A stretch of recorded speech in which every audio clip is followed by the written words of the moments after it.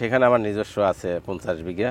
আচ্ছা, আর ওইগুলোর থেকে মনে করেন ঘাসের একটু মানে ক্রাইসিসের কারণে এগুলো আবার তো এই যে আপনি এখান থেকে বছরে কটা বাচ্চা বিক্রি হয়, কিভাবে বিক্রি করেন এখান থেকে?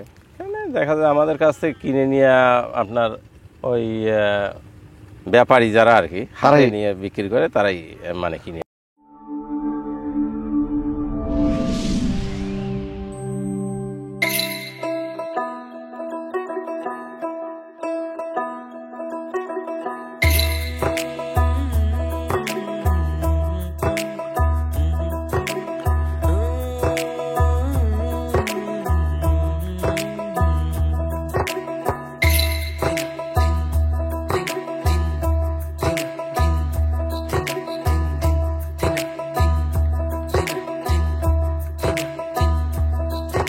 আসসালামু আলাইকুম। ওয়ালাইকুম আসসালাম। ভালো আছেন? আছি আলহামদুলিল্লাহ। আলহামদুলিল্লাহ। আবল সম্ভবত আমার আইডিয়া যে আমি 1 বছর আগে আপনি আসছিলাম, কিন্তু আপনার খামার ওই পাশে, তাই না? বাতান জি, নদীর পাশে। আর ওপাশ থেকে এই পাশে আসছেন কেন? পাশে এখানে ঘাস কেনা হয়েছে তো সেই ঘাস খাওয়ানোর জন্য। তার তো আসতে কতক্ষণ লাগছে? আসতে আধা ঘন্টার মতো লাগে। মাশাআল্লাহ, আবার যাইতে আধা ঘন্টা লাগে। আধা ঘন্টা। এই পাথরগুলো আমরা যখনই আসি তখন কিন্তু আমরা মালিক পাই না। আমি কিন্তু আজকে প্রথম পাইলাম যে না, আসলে আপনি এখানে নিজেই কাজ করতেছেন, এটা কিন্তু মাশাআল্লাহ। তো এটা কেন বলেন তো দেখি। এটা মানে দেখা যায় যে রাখাল যারা থাকে গরু সংখ্যা অনুপাতে বিভিন্ন রোগ বালাই দেখা যায়, এরা অত বুঝতে পারে না। আচ্ছা আচ্ছা আচ্ছা। সরজমিনে আমি আসলে গরুর বাছুর যদি খাবার দাবার কোনটা খাচ্ছে না, মাশাআল্লাহ, কি সমস্যা সেটার মানে দেখা যায় টেম্পারেচার করে মেজারমেন্ট করতে হয়। আচ্ছা আচ্ছা আচ্ছা। এগুলো তাদের মানে ডিরেকশন দেওয়া লাগে। এই জন্য মানে দেখা যায় ডাক্তার তো সব সময় পাওয়া যায় না। এখন এই রোদের সময় একটা গরুর সমস্যা, ডাক্তার কল করলে আসবে না, বলবে যে আমি কাল ভোরে যাবো। তাহলে গরু তো ইমার্জেন্সি, তার চিকিৎসা দিতে হবে। তো ওষুধপত্র আমাদের সবসময় রিজার্ভ থাকে। আমরা মানে নিজে আসলে দেখে গরুর মানে সিমটম দেখে রাখালদের ডিরেকশন দিই, সেইভাবে তারা কাজ করে, চিকিৎসাপত্র করে। মূলত অসুখ বিসুখের মানে ট্রিটমেন্টের উদ্দেশ্যেই বেশি আসতে হয় আর কি। আপনি এই পেশায় কত বছর হলো? এই গরুর খামান বা বাতান বলি আমরা, যেটা বাতান আমার মনে করেন যে বাচ্চা ছাড়া করছে, সেই হিসেবেই ছিল, একটু ছোট আকারে ছিল। আমরা এখন মানে একটু বড় আকারে। শুরুতে কতগুলো গরু ছিল আপনাদের বাতানে? শুরুতে শূন্য করেন হালকা। হ্যাঁ, শুরুতে ছিল মনে করেন যে আমার বাচ্চা হাজার 20-25টা বা 30টা এরকম। আচ্ছা আচ্ছা আচ্ছা। এখন মানে সেটা যদিও খামারে মানে লাভবান হই না, কিন্তু তারপরে ওই একটা নেশা আর কি, পাইলতে পাইলতে একটা অভ্যস্ত হয়ে গেছি। মানে গরুর সাথে আপনার নেশা হয়ে গেছে, না ভালো লাগে না? আচ্ছা আচ্ছা। আর দেখা যায় সময় কাটে এর মধ্যে। এখন এর মধ্যে মানে অনেক লোকের মানে এখানে কর্মসংস্থানও হয় এখানে গরুর। তার মানে এখানে আপনার মোটামুটি তাও 7-8 জন লোক আপনার এখানে কাজ করতেছে? হ্যাঁ, ওই গোবর ফেলানোর লোক মিলে সব রান্না বাড়ি করা, এটা ওটা মিলে 5-7 জন কাজ করে আর কি। আচ্ছা, আপনি এইখানে সময় আসেন কখন? আমি ভোরে ফজরের নামাজ পড়ে ওই দুধ কালেকশনের জন্য যে গাড়ি আসে ওই গাড়িতে চলে আসি। ও, সকালে আপনার এখানে তো 2 বার পানানো হয়? হ্যাঁ, সকালে, একবার সকালে আর বিকালে। মোটামুটি আপনি 100-র মধ্যে 500টা মোটামুটি টোটাল 100 গরু আছে বলছেন আপনি। তো 100-র মধ্যে দুধ দিচ্ছে কতগুলা? দুধ 30-35টা দেয়। তাতে কত লিটার দুধ আসছে চালে দিলে? 5.5 ক্যান আর কি, 200-250 লিটারের মতো। 250 লিটার? এই 250 লিটার দিকে পোষাচ্ছে আপনার এই গরু? 250 লিটারে তো মানে দেখা যায় ইনকাম করে হলো 30-35টা গরু হলে 100, এতে মানে কভার হয় না আর কি। আচ্ছা আচ্ছা আচ্ছা। মাঝে মধ্যে 2-1টা বিক্রি টিক্রি করতে হয়, মানে এইগুলো দিয়ে মেকআপ করতে হয় আর কি। আচ্ছা, এই যে আপনি উপর থেকে কিন্তু আধা ঘন্টা আছেন, ওই এই জমিগুলো আপনি নিচ্ছেন, যেগুলো আমাদের দর্শক জানতে চায় যে বাতানে আসলে জমিগুলো কিভাবে নিতে হয়, মানে এই যেগুলো কি আপনার নিজস্ব পৈতৃক সম্পত্তি? ওই যেখানে আমার মূল খামার, যেখানে হ্যাঁ, খামার যেখানে, সেখানে আমার নিজস্ব আছে 50 বিঘা। আচ্ছা। আর ওইগুলোর থেকে মনে করেন ঘাসের একটু মানে ক্রাইসিসের কারণে এগুলো আবার এক্সট্রা লিজ নেওয়া। আচ্ছা আচ্ছা আচ্ছা, ইয়ারলি নেওয়া আর কি। তাহলে আপনার যে সম্পত্তিগুলো সবগুলো 50 বিঘা থেকে ঘাস আছে? ওগুলো মানে ঘাস খাওয়াইছি, খাওয়ানোর পরে আবার পানি দিয়ে আবার ঘাস হয়েছে আর কি। মানে কন্টিনিউ পানি দিচ্ছে স্যার, একবার ঘাস হচ্ছে আবার খাওয়াচ্ছে, আবার পানি দিচ্ছে। এইভাবে আপনারা এখানে কয় মাস থাকবেন? এখানে আষাঢ় মাস পর্যন্ত, পানি না আসা পর্যন্ত থাকবো আর কি। তার মানে বাড়িতে কয় মাস থাকবেন? বাড়িতে 6 মাস, আর এখানে পাথারে 6 মাস, এই মোটামুটি একটা রাফ। তাহলে তো বাড়িতে মনে কষ্ট আর বেশি হয় আপনার? বাড়িতে কষ্ট বেশি হয় আর কি। ওই গরুরা এখানে মনে করেন মানে দানাদার খাদ্য যেটা, আচ্ছা, এটা এক বেলা খাওয়াই আমরা। ঘাস খাই তো কাঁচা ঘাস, এই জন্য এক বেলা। আর বাড়িতে খড় খায়, শুকনো জিনিস, মানে দানাদার খাদ্য 2 বেলায় খাওয়াইতে হয়। তো দানাদার খাদ্যের তো দাম বেশি, গম ভুসি, মাসকলাই, মসুর সব কিছুরই দাম বেশি। তো 2 বেলা খাওয়াইলে এখানে যে টাকার দানাদার খাদ্য খাচ্ছে ওর ডাবল লাগে ওখানে, তো দুধ তো আর সেই অনুপাতে ডাবল হবে না। না তা তো হবে না, দুধ আর তো যা মনে হয় আছে, দুধ ওখানে কম হয়, ও বাড়িতে আর বরং কম হয়, কারণ এখানে কাঁচা ঘাস কাঁচা খাচ্ছে, দুধ ঘাস বেশি হয়। রাইট খাচ্ছে। Right right. সেই জন্য বাড়িতে আরো মানে লস বেশি হয় আর কি। আচ্ছা, আপনারা কি এখান থেকে কোনো বাছুর বা গরু বিক্রি করেন এরকম?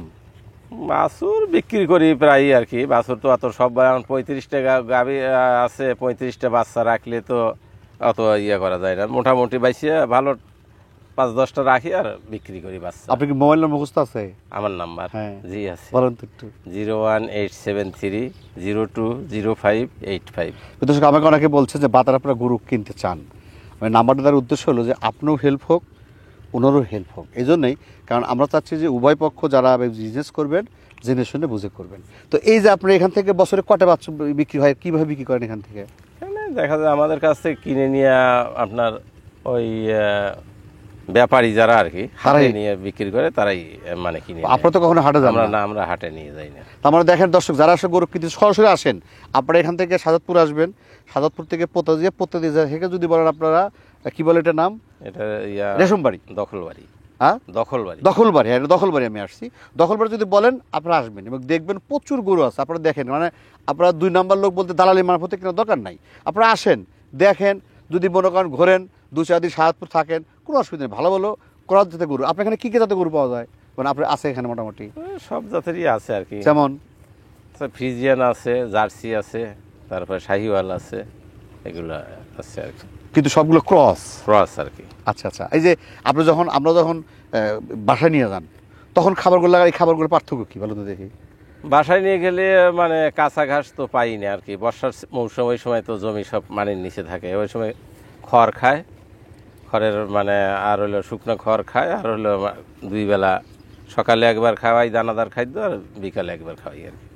আচ্ছা, অসুখ বিসুখের দিক থেকে ওইখানে ভালো হয় না, এখানে অসুখ বিসুখ বেশি হয়? অসুখ বিসুখ এইখানেই মানে ম্যাস্টাইটিস একটা রোগ আছে, ওই যে আপনার দুধের যে, আচ্ছা আচ্ছা হ্যাঁ, ওলান ফুলে যাওয়া। আচ্ছা, ওগুলো ওই বাড়িতে ইটের উপর থাকে, তো ইটের গ্যাপ দিয়ে দিয়ে আপনার চোনা টোনা গোবর টবর এগুলো অত তো পরিষ্কার করা যায় না, ওইগুলোর মানে বেশি হয় আর কি বাড়িতে। আচ্ছা আচ্ছা আচ্ছা। আর এই পাথারে ম্যাস্টাইটিস রোগ কম হয় আর কি। এবং এই জন্য কি পাথরে আপনাদের সুবিধা হয়? পাথারে খরচটাও কম কাঁচামাটি খরচ কম হয়, এখানে সুবিধা হয় আর কি। এবং গরু ভালো থাকে, গরু ভালো থাকে, খামার করে, আপনাকে তো উন্মুক্ত করতেছেন। উন্নত। এই দুটোর মধ্যে পার্থক্য কি মনে করেন আপনি? খামার যারা মানে বাইদিয়া পালিয়া প্রতি গরুর সামনে দেয়, ওর মানে লেবার কস্ট বেশি লাগে, এত এত গরু, আমি যে কয়জন লেবারে 100 গরু পালতেছি, হ্যাঁ। এইগুলো পালতে মিনিমাম খামার করে পারলে ফেরে মিনিমাম 10 জন লাগবে। রাইট। 10 জন লেবার না হলে, আর লেবারের তো ক্রাইসিস। আচ্ছা। একটা লেবার যেমন তেমন একটা গরু দোয়ানের লেবার প্রতি মাসে মনে করেন যে 15,000 টাকা বেতন, খাওয়া দাওয়া কাপড় চোপড় দিয়ে 15,000, আমার পিছনে 20,000 টাকা খরচ হয়। ওই তো 20,000 টাকা একটা লেবারের পিছনে খরচ হয়। তাহলে আমি এমন যে আমার এর চেয়ে মনে করেন 6টা লেবার বেশি লাগবে, তাহলে 6টা লেবারে আমরা খরচ অনেক বেড়ে যায়। গরুগুলো তো তাজা তুজো বেশি হয়। তাজা তুজো ওরা আমরা যে মানে কম দুধের গরু টরু যা আছে মানে পালি, ওরা এরগুলো পালতে পারে না, ওরা সব মানে বাছাই করা ভালো কোয়ালিটির, বেশি দুধ হয়, এরকম না পারলে খামার টিকতে পারবে না। আমাদের মতো যে 400-500 হচ্ছে সেটাও রাখে দিচ্ছি, ওরা মানে মিনিমাম 10-15 লিটার দুধ লাগবে, তা না হলে তো এত খরচ করে ওরা পোষাইতে পারবে না। আর তাছাড়া খামার যারা করে ওইখানে দুধের মূল্য ওরা অনেক বেশি পায়। আচ্ছা আচ্ছা। আমরা দিচ্ছি মনে করেন 40-50 টাকা, ওরা 100 টাকা, 80 টাকা, 90 টাকা এরকম দামে, ডাবল দামে বিক্রি করে দুধ, এই জন্য ওদের পোষায় আর কি। তার মানে এই গরুটা তাদের পোষাতে পারবে না? না, এই গরুতে এই গরুকে যদি আমি সুস্থ সেবা করি, আরো ভালো করি, তাহলে হবে না? এগুলো দুধ সবগুলো আছে, এর মধ্যে থেকে মানে ইয়া করলে আপনার যদি তাদেরকে ভালো খাদ্য টাদ্য দেওয়া যায়, আরও যত্নে রাখা যায়, রোদের দিলাম না, ফ্যান ট্যান দিয়ে রাখলাম, তাদের বেশি তো হবেই, মানে এর চেয়ে বাড়তি হবে। আচ্ছা, এই দুধটাকে আসলে খাবারের উপর নির্ভর করে না জাতের উপর নির্ভর করে? জাতের উপরই মেইন নির্ভর করে। খাবার যদি একটা দুধ হয় 5 লিটার, যত ভালো খাবারই দেন না 6 লিটার হবে। আচ্ছা আচ্ছা আচ্ছা। তা ওকে ওই 15 লিটারে করা যাবে না। আচ্ছা আচ্ছা আচ্ছা। ভালো না হলে, জাত ভালো না হলে হয় না। এই আমাদের এই গরুই মনে করেন যে একটার 5 লিটার হচ্ছে আর একটার 15 লিটার হচ্ছে, একই খাদ্যই খাচ্ছে, একই ঘাস খাচ্ছে, একই মানে খাবারও খাওয়াবো না, কিন্তু তার তো মানে জাতের কারণে। কথাটা ভালো কথা বলছে দর্শক, বলছে ভাইনের কথা যে এই সবগুলো গরুই কিন্তু একই খাবার খাচ্ছে, কিন্তু দুধ দেশ পর্যন্ত এক দিচ্ছে না, এক দিচ্ছে না, মানে জাতের উপর নির্ভর করছে, জাতের উপরে বা বংশের উপর নির্ভর করছে, যে সেটা কোন বংশের। বাছুর আছে কতগুলো আপনার এখানে? যেগুলো দুধ দেয় সেগুলো বাছুর আছে, তাই না? হ্যাঁ, সেগুলোর বাছুর আছে, 2-1টা মারাঠারা যায় ইয়ার সবগুলো তো আর- আচ্ছা, এই যে আপনার মোটামুটি ধর বংশ পরক্রমে আপনি আসছেন, তো আপনার কোন বছর ক্ষতিগ্রস্ত হয়েছেন আপনি এরকম? ক্ষতিগ্রস্ত এই যে করোনার সময় দুধের দাম টাম কম ছিল, ওই সময় তো অনেকটা বেশি হ্যাঁ, আমার loss। দুধের সময় আমরা নিউজ করতে আসছিলাম, তখন আমরা দুধ দাম ছিল মাত্র 30 টাকা। ওই সময় তো হ্যাঁ। বেশি লস হয়েছে। ওই সময় কিছু লস, এমনি কি অন্য কোনো ক্ষতিগ্রস্ত হয় নাই? অন্য তেমন মানে এমনি ক্ষতিগ্রস্ত আমরা যেভাবে মানে খাদ্যের দাম বাড়ছে, আমরা গম ভুসি আগে খাওয়াইতাম হলো মনে করেন যে 37 কেজি, কিন্তু সাথে উঠা, হ্যাঁ। 37 কেজি, হ্যাঁ। এটা 1000 টাকা বস্তা খাওয়াইতাম। এখন হলো 2000-2000-এর উপরে ডাবল ডাবল খরচ হয়ে গেছে। মানে এইগুলো মানে খাদ্য তো সেই হিসেবে দুধের দাম তো বাড়ে না। দুধের দাম সেইভাবে তো এই ব্যাপারে আপনার কিছু বলার আছে? আমাদের সরকারি অথবা আমার প্রশাসনের সব দিক থেকে কিছু বলার এই আছে? তো মানে সেটা সরকারের কাছে আবেদন থাকবে মানে দেশে যদি এই গরুর খামার টিকে রাখতে চান সরকার, তাহলে এদের মানে দিকে খেয়াল রাখতে হবে দুধের দাম যাতে ঢাকা শহরের চেয়ে এই পল্লী অঞ্চলে এই ডাবল, মানে ওখানে 100 টাকা এখানে 40 টাকা, এই ক্যারিংয়ে তো আর এত টাকা খরচ হয় না।